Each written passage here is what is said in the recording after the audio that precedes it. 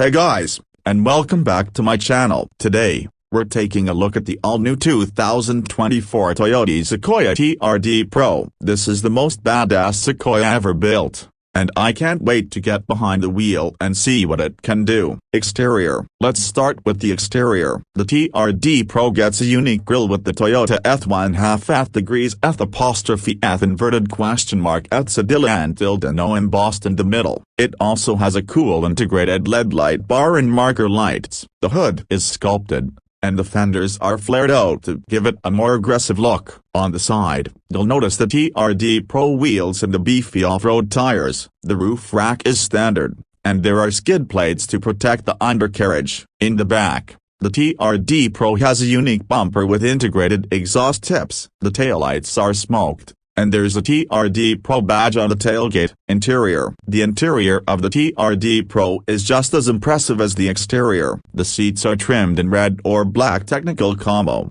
and there's TRD badging throughout. The steering wheel is heated, and the shifter is TRD specific. The infotainment system is Toyota's latest in-tune system with an 8-inch touchscreen. It has Apple CarPlay and Android Auto, and there's a JBL sound system with 14 speakers. Performance. The TRD Pro is powered by a 3.5-liter twin-turbocharged V6 engine that produces 409 horsepower and 479 pounds-feet of torque. It's mated to a 10-speed automatic transmission. The TRD Pro also gets some special off-road features, like Bilstein TRD Pro shocks, a locking rear differential, and crawl control. So, what do I think of the 2024 Toyota Sequoia Trd Pro? I think it's an absolute beast. It's stylish, powerful, and capable of handling anything you throw at it. If you're looking for the ultimate SUV for both on-road and off-road adventures,